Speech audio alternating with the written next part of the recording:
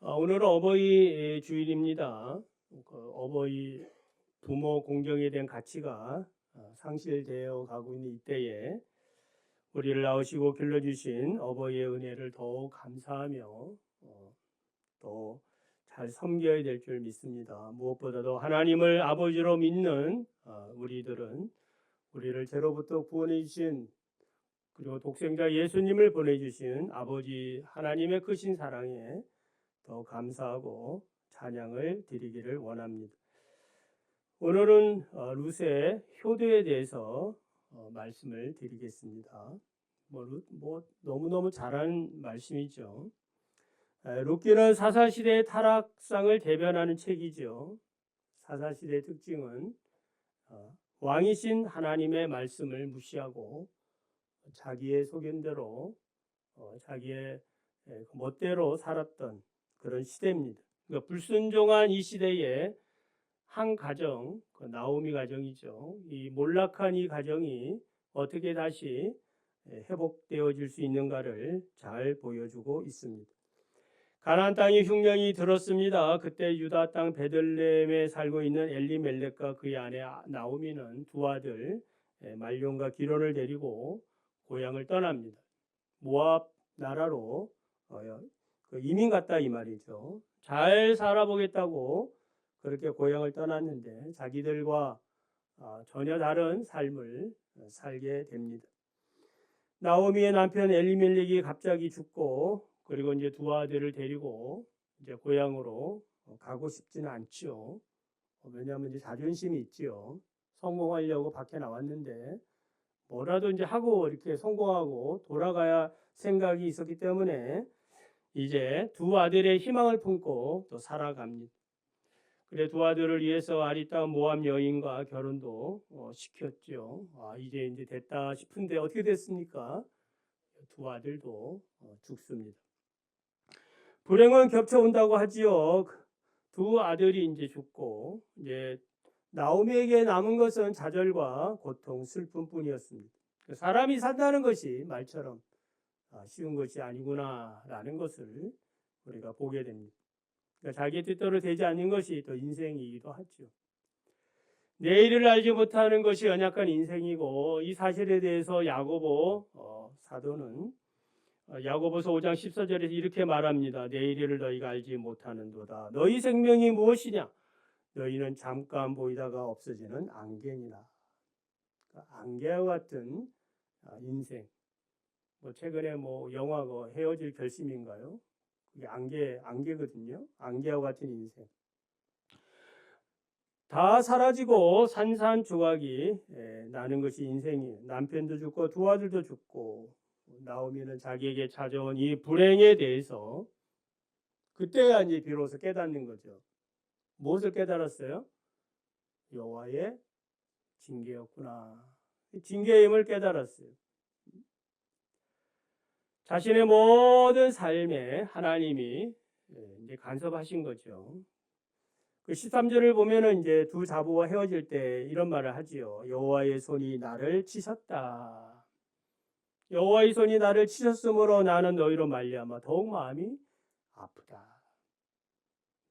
그러니까 두 며느리를 보니까 더 마음이 아픈 거죠. 괜히 나 같은 시어머니를 만나가지고 또 금방 죽을 두 아들을 만나가지고 너희의 인생이 참으로 안 됐다라는 그런 마음이. 또 20절을 보면은 나오미는 자신을 환영해 주는 그 베들레헴 주민들을 향해서 이렇게 얘기해요. 나를 나오미라 부르지 말라. 나오미라 부르지 말고 뭐라 부르라? 마라라 부르라. 이렇게 말하는 이유는 전능하신 하나님이 내 인생을 괴롭게 했기 때문이다. 나오미라는 말은 그 이름의 뜻은 감미로운 자, 은혜로운 자, 좋지요. 감미로운 인생, 은혜로운 인생, 여러분 누구나 희망합니다. 꿈꿉니다. 그런데 인생이 어떻게 된 거예요? 마라가 된 거예요. 마라라는 뜻은 괴로움, 쓰다라는 뜻이에요. 감미로운 인생, 은혜로운 인생이 괴롭고 쓴 인생이 되고 말았습니다. 그 이유는 무엇 때문에? 깨닫고 보니까 하나님의 말씀을 떠났고 또 하나님의 언약의 땅을 버리고 내 마음대로 내 생각대로 살았던 그런 결과였구나라는 것입니다. 그래도 이제 나오미의 인생은 늦더라도 이제 이런 것을 깨닫고 이제 하나님께로 돌아가는 것이 복인 줄 여러분 믿으시기를 바랍니다. 그게 은혜예요. 그러나 우리들 중에 이제 우리들은 아니죠. 이제 우리 주변의 사람들 중에는 뭐 별일 없이 뭐 별탈 없이 행복하게 잘 사는 사람들 있죠. 그렇지만 하나님의 그러한 섭리 없이 하나님의 손길에 대한 경험 없이 살아가는 인생 있지요. 하나님은 전혀 상관없어요. 그런 인생은 성경에서 어리석은 인생이다. 그래도 우리가 하나님께서 나와 내 삶에 그런 관계를 맺고 있다라는 사실 자체가 복이에요. 출애굽기 15장을 보면 마라의 쓴물이 나오지요. 쓴물을 만났을 때에 우리 하나님이 어떻게 하셨어요? 한 나뭇가지를 던지니까 그 쓴물이 단물이 되었어요. 그 나오미의 인생은 마라의 인생이고 쓴물의 인생인데 단물이 돼요. 무엇 때문에요? 이 룻의 헌신 때문에 그렇다는 거예요. 그 룻이 물에 던져진 나뭇가지처럼 나오미의 인생이 던져짐으로 자신을 희생함으로 그 모든 인생이 바뀌게 됐다 이 말이에요. 단 인생이 된 거예요. 마라의 이 고통스러운 삶을 졸업하게 됐습니다. 나오미의 고백 중에 하나님의 이름을 전능자라고 고백을 합니다. 전능하신 하나님. 전능하신 하나님이라는 이름의 의미는 나오미에게 있어서는 어떤 의미냐 하면은 자신의 삶에 심판하셨던 하나님이에요. 그러니까 순종하는 자에게는 복을 내려주시지만은 불순종하는 자들에게는 자기의 생각대로 산 사람에 대해서 하나님이 저주를 내리신 공의로우신 그런 하나님이심을 이렇게 표현하고 있는 거예요. 여러분은 하나님을 어떤 하나님으로 고백하고 싶습니까? 내 삶에 내 자의적으로 행동한 결과에 따른 결과예요. 특히 이제 나오미의 두 아들이 있지요. 큰 아들이 이제 마룡과 둘째 아들이 기론인데 그들의 이름도 이 영적인 의미가 있죠. 그래서 성경은 그걸 가르쳐 주고 있는 겁니다. 그냥 뭐 아무 의미 없이 성경에 기록된 것은 아니죠. 큰아들 말론의 이름의 뜻은 병약한, 연약한 이란 뜻이고 둘째 아들인 기련은 사모하는 자, 열망하는 자라는 뜻이에요. 근데 이 둘이 죽었단 말이죠. 무엇을 의미하는 거예요? 하나님의 백성은 하나님의 말씀을 떠난 순간 어떻게 되는 거예요? 성공이 아닌 실패를 경험하게 되고 행복이 아닌 불행을 이제 경험하게 된다라는 거예요. 그래서 멀지 않아 병약해지고 모든 것을 잃어버리게 되는 거예요. 탕자의 비유에서 우리가 확인하는 내용 아니겠어요? 아버지를 떠나서 자기 마음대로 살고자 할 때에 그는 모든 것을 다 잃어버리게 됩니다. 아무런 능력도 발휘하지 못하고 그냥 실패자가 되고 말아요. 돼지 우리를 치고 그 열매를 먹어야 되는 그런 밑바닥 인생이 되고 말았습니다. 이렇게 병약하고 연약한 인생이 불행을 극복하고 회복하는 길은 어떻게 살면 되겠어요? 다시 하나님의 말씀을 사모하고 그 말씀대로 살려가는 열망을 회복하면 되는 거예요. 그러니까 하나님의 말씀에 대한 열망과 사모가 하나님께 향하지 아니하고 세상을 향하여 열망과 이러한 사모함이 생기면은 우리는 반드시 실패하게 되는 거예요. 세상의 가치가 우리를 지배하면은 안 되는 것입니다. 그래서 남편도 죽고 두 아들도 죽는 것처럼 허무함을 경험하게 되는 겁니다. 하지만 하나님은 이런 심판 중에도 은혜를 베푸시는 분임을 믿으시기를 바랍니다. 남은 자에게 은혜를 베푸세요. 남은 자는 누구예요? 나오미고 또 룻입니다. 이들을 통해서 이제 복을 주십니다. 하나님은 나오미에게 베들레헴으로 돌아가고 싶은 마음을 주십니다. 이게 은혜죠. 자기 백성에게 하나님이 양식을 주셨다라는 소식이 들려진 거예요. 뭐 전에도 이 소식이 들려졌다고 생각해요. 왜냐하면 10년 동안 흉년이 계속될 리가 없지 않습니까? 잠시 온 그 흉년을 피해서 이 모압 땅으로 이민을 했는데 그렇게 이제 비참하게 된 거예요. 근데 이 복음의 소식이 들려진 거예요. 정신을 차리고 보니까 내가 어디에서 무엇을 하고 있는지 자기의 모습을 봤다 이 말이에요. 세상 헛된 것 버리고 이제라도 두 며느리 데리고 고향 땅으로 가야 되겠다. 이런 이제 결심을 하게 됩니다. 자, 이런 변화는 마치 탕자의 변화와 같지요. 탕자도 뭐 지금이라도 아버지께로 내가 돌아가면 되겠다. 이제는 아들이라 면목 없으니까 종이라도 좋습니다. 이렇게 돌아가려고 하는 마음이 드는 것이 은혜예요. 오늘도 어떤 분들은 오늘 예배에 어떤 갈등이 있을 수도 있지 않겠습니까? 가야 되나 안 가야 되나? 가는 것이 은혜입니다. 오는 것이 은혜. 아버지께 오는 게 복이에요. 지금 이 자리에 없으면 뭐 어디에 있겠습니까? 불가피한 일이 생길 수도 있겠지만은 그러나 우리의 시간들은 대부분 다 비슷해요.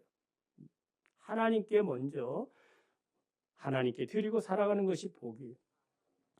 나오미는 처음에 두 며느리와 함께 베들레헴으로 오려고 이제 출발을 했어요. 근데 길을 가다가 갑자기 무슨 생각이 나서 그런지 두 며느리에게 너희 집으로 돌아가라.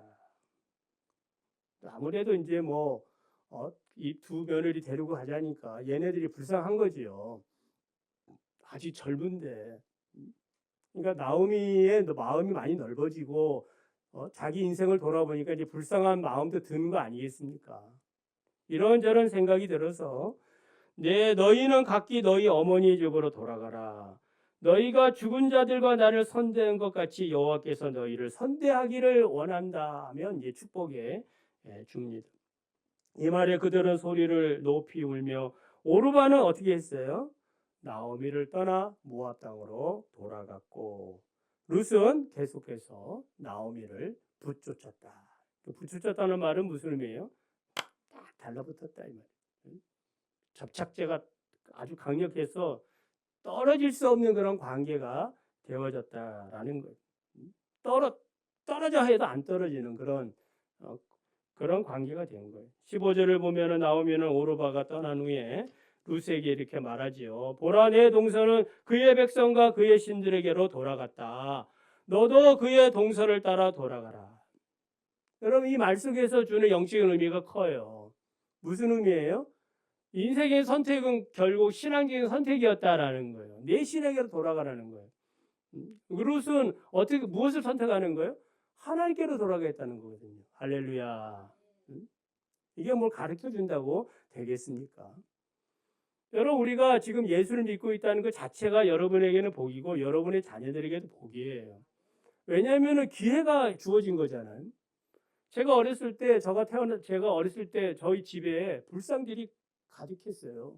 저희 집에 어머니가 몸이 워낙 아프니까 그런 헛된 신을 섬기고 있는 거예요. 불상이 있었다니까요. 저희 방에. 거기서 저가 자고 일어나고 밥도 먹고 워낙 아프니까 그거라도 믿어야 자기가 그 고통에서 벗어날 수 있다고 생각을 했어요. 근데 하나님의 은혜로 예수를 믿고 권사가 돼서 이 교회에서 돌아가신 거 아니겠습니까?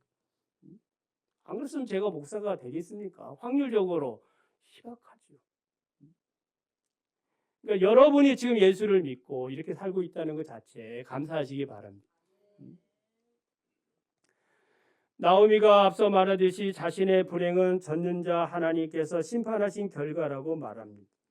10년 전에 베들레헴을 떠난 일은 불신앙적인 일이고 이제라도 내가 이제 이 잘못을 깨닫고 돌아서기 때문에 이제 기쁨으로 이제 이 길을 가고 있는 것입니다. 이렇게 믿음으로 살려고 할 때 우리 하나님은 그 인생을 그냥 내버려 두지 않아요. 우리 전에 설교를 한번 드렸죠. 이사야 30장 18절에 여호와께서는 기다리시나니 이는 너희에게 은혜를 베풀려 하심이요 일어나시리니 이는 너희에게 긍휼을 여기려 하심이라. 대저 여호와는 정의의 하나님이시라. 그를 기다리는 자마다 복이 있느니라. 그 여호와를 기다리는 거예요. 다시 여호와께서 자기를 회복해 주실 것을 기다리면서 가는 거예요. 내가 나의 잘못으로 하나님께 이러한 징계를 받았지만 우리 하나님 나를 기다리시고 또 나에게 다시 은혜를 베풀어 주실 것을 믿고 그 하나님을 믿고 돌아가는 거예요. 그렇게 하는 자가 뭐가 있다? 복이 있느니라. 그래서 환난의 떡과 고생의 물을 먹은 자들을 위해서 우리 하나님께서는 스승까지도 붙여주셔서 야 이리가 저리가 그리 가면 안 돼 저리 가면 안 돼 가르쳐 주신다는 거예요. 어떤 자에게? 여호와의 은혜와 여호와의 그 구원을 기다리는 자, 그것을 사모하는 자에게 그렇게 하시는 거예요. 그래서 이런 축복의 날에 우리 하나님께서는 자기 백성의 상처를 싸매시고 고치는 날에는 달빛이 햇빛 같겠고 햇빛은 7배가 되어 7날의 빛과 같은 복을 내려주신다. 뭐 대대적인 그런 환영을 한다는 말이에요. 누가? 하나님이. 자기 자녀가 돌아오거든. 네? 하나님이 기뻐하시는 겁니다. 16절 17절에 보면은 룻은 이대한 신앙 고백을 하지요. 내게 어머니를 떠나며 어머니를 따르지 말고 돌아가라 강건하지 마옵소서. 어머니가 가는 곳에 나도 갑니다. 어머니가 머무시는 곳에 나도 머물겠습니다. 어머니의 백성이 나의 백성이 됩니다. 어머니 하나님이 나의 하나님이 됩니다. 어머니께서 죽는 곳에 나도 죽어 거기 묻힐 것이고 만일 내가 죽는 일에 어머니를 떠나면 여호와께서 내게 벌을 내리시고 더 내리실 것입니다. 자, 성경에는 나오지 않지만 이 고백을 들은 나오미의 반응은 어땠을까요? 어땠을 것 같아요? 여러분 같으면 얘가 대단한 그런 신앙 아니겠어요? 백부장이 예수님께 예수님 우리 집에 오지 마시고 말씀만 하시면 내 종이 나을 겁니다. 근데 얼마나 기뻐합니까? 이스라엘 중에 이만한 믿음을 본 적이 없다고 예수님이 기뻐하시거든요. 지금 나오미의 기쁨은 이루 말할 수 없는 거예요. 그래서 아마 그 룻을 끌어안고 울면서 막 여호와 하나님을 찬양하지 않았겠습니까? 하나님 감사합니다. 하나님 영광 받으십시오. 너는 내 죽은 남편보다 믿음이 좋다. 내 죽은 두 아들보다 믿음이 좋구나. 나보다 더 믿음이 좋구나. 네? 그동안 모든 것을 잃어버렸다 생각했는데 여호와 신앙까지 잃어버렸다 생각은 아니었어요. 이방 여인 이 며느리 룻은 자기보다 더 위대한 신앙을 고백하고 있는 거예요. 이 엄청난 영적인 축복을 받은 거예요. 룻은 하나님이 나오미에게 남겨주신 최고의 선물이고 최고의 그 노다지였다. 믿으시면 아멘. 노다지예요, 노다지. 뭐 돈을 1억 가지고 3억 가지고 뭐 돈을 많이 가져오는 게 복이 아니고 하나님 앞에 이런 믿음의 고백들을 할 수 있다라는 것. 그래서 이제 나오면은 이 룻과 함께 하나님이 이루실 새로운 날을 기대하면서 베들레헴으로 돌아옵니다. 이 돌아올 때를 뭐라고 성경은 기록하느냐? 보리를 추수할 때라. 새로운 이 비전이 이제 그 시작이 됐다라는 그런 의미죠. 자, 이제부터 우리 하나님은 자기를 신뢰하는 자들을 위해서 놀라운 축복을 준비해 놓으셨어요. 그게 무엇이라? 여호와 이레. 네? 여호와 이레 있죠. 이레가 있어요. 이레. 네? 그러니까 룻을 만난 보아스가 이런 말을 해요. 내 남편이 죽은으로 내가 시어머니에게 행한 모든 것과 내 부모와 고국을 떠나 전에 알지 못하던 백성에게 온 일에 내가 분명히 들었다. 그래서 여호와께서 네가 행한 일에 보답하기를 원하며 이스라엘의 하나님 여호와께서 그의 날개 아래에 보호받으러 온 내게 온전한 상 주시기를 원하노라. 아멘. 축복이 선포된 거예요. 그래, 룻이 이제 받은 온전한 상이 내용이 뭐지요? 룻기를 읽으면 다 알지 않습니까? 온전한 상이 뭐예요? 부족함이 없는 상이야. 완전한 상이다 이 말입니다. 이제 룻은 보아스와 결혼하게 되고 보아스가 기업 무르자가 돼서 그 기업을 다 되찾아주고 그리고 보아스 사이에서 태어난 아기가 누구예요? 오벳이라는 아들이에요. 오벳은 이새를 낳고 이새는 다윗을 낳았느니라. 할렐루야. 그러니까 다윗 왕의 할머니가 됐다 이 말이에요. 예수 그리스도의 족보에 영광스럽게 그 이름이 올라간 거예요. 그 누가 이러한 것을 예측할 수 있겠느냐? 하나님이 주시는 복이에요. 여러분, 효는 만행의 근본이라고 말하지요. 맞는 말입니다. 나오미의 두 며느리인 오르바도 효녀였고 룻도 효녀였습니다. 그러니까 오르바도 최선을 다한 거예요. 제가 볼 때도 좋은 며느리예요. 그렇지만 인간적인 효에 불과했다 이 말이에요. 하나님이 복을 주시는, 하나님 기뻐하시는 효는 어떤 효예요? 인간적으로도 잘해야 되지만은 더 나아가서 신앙적으로 효를 다 해야 한다 이 말. 이게 진짜 효예요. 어떤 한계점을 넘어서 있는 효예요. 하나님이 우리를 볼 때, 여러분들이 어떤 효를 할 때 그 효를 어떤 한계점을 넘어설 때까지 기다리고 있을지도 몰라요. 이 정도면 됐다. 아브라함이 자기 이삭을 그 모리아 산에서 갖다 바치라 할 때 그때 하나님이 뭐라 그러시요? 이제 네가 나를 경외하는구나. 어떤 그 선을 넘은 거예요. 하나님이 원하시는 기준치를 넘었다 이 말입니다. 십계명의 5번째 계명은 무엇입니까? 내 부모를 공경하라. 그리하면 네가 하나님 여호와가 내게 준 땅에서 내 생명이 길리라. 에베소서 6장 1절 3절에서 자녀들아 주 안에서 너희 부모에게 뭐하라? 순종하라. 이것이 옳다. 내 아버지와 어머니를 공경하라. 이것이 약속 있는 첫 계명이니 이로써 내가 잘되고 땅에서 장수하리라. 약속 있는 첫 계명이라는 뭐예요? 무조건 준다는 거예요. 무조건 1순위, 그 앞순위가 뭐예요? 0순위. 무조건 하나님이 효를 하는 자에게는 복 내려준다. 하늘 문을 열고 땅의 복과 하늘의 복을 그냥 동시에 내려준다는 말씀이에요. 믿으시면 아멘. 우리 자녀들 믿습니까? 아멘? 소리가 작네. 믿습니까? 약간 강요하듯이 된 것 같아가지고 그래도 부모를 공경하는 것 자체가 억지로 하든지 자원해서 하든지 그 복이 약속이 되어 있는 거예요. 자, 끝으로 이방인인 이 룻이 위대한 이런 신앙, 하나님 신앙을 고백할 수 있었던 것은 누구 영향 때문이에요? 자기 혼자 모함 여인이, 이방 여인이 어떻게 여호와의 신앙을 배우겠어요? 어떻든 자기의 가정은, 환경은 매우 열악하고 고난 가운데 있었지만은 유일하신 하나님 신앙은 누구를 통해서 배운 거예요? 나오미를 통해서 배웠다 이 말이에요. 그럼 나오미가 이 룻에게 영향을 주기 위해서는 어떻게 살았다는 거예요? 고난 가운데에, 그 고통 가운데에 좌절은 있었겠지만, 고통은 있었겠지만, 아픔은 있었겠지만은 거기에 머물지 않고 하나님의 그 선한 섭리를 바라보았기 때문 아니겠어요?